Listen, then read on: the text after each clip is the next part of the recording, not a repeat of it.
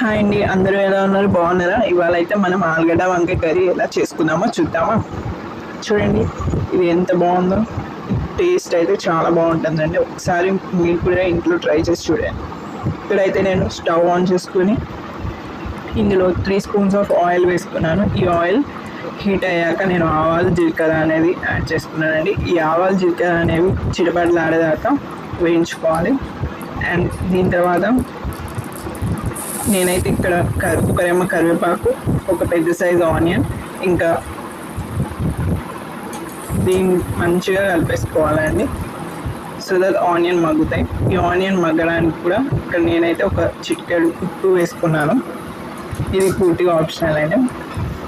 And ఇవి ఇలా మగ్గుతుండగా నేనైతే ఇక్కడ 1/2 స్పూన్ అల్లం వెల్లుల్లి పేస్ట్ వేసుకొని ఈ అల్లం వెల్లుల్లి పేస్ట్ అనేది పచ్చివాసన పోయేదాకా మంచిగా మిక్స్ చేసుకోవాలి. దీంతో పాటు ఒక 1/2 స్పూన్ పసుపు, 1/2 స్పూన్ వెజిటేబుల్ మసాలా అండి. ఇది మీకు ఇష్టమైతే వేసుకోవచ్చు, లేదంటే లేదు. దీన్ని అయితే వేసుకొని మంచిగా దీంతో పాటు ఉప్పులో ముందుగా నేను అయితే సాల్ట్ వాటర్లో వంకాయ ముక్కలు నానబెట్టుకున్నవి యాడ్ చేసుకున్నాను.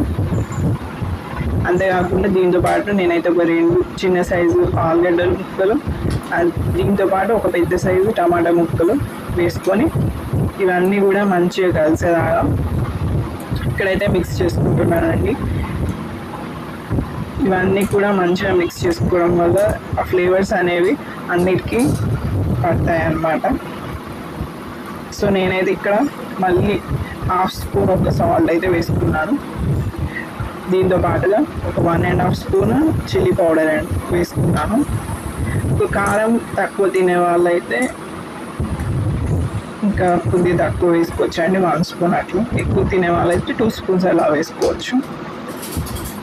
ఇక్కడ చూస్తున్నారు కదా. సో దీన్ని నేనైతే మగ్గబెట్టడానికి మూత పెట్టుకున్నాను 5 మినిట్స్ తర్వాత మూత తీసేసి ఇందులో ధనియా పౌడర్ వేసుకున్నాను 1/2 స్పూన్.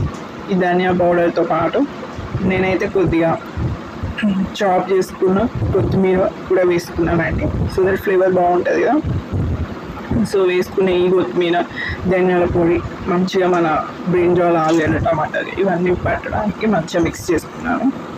ఇలాగ మిక్స్ చేసుకున్న తర్వాత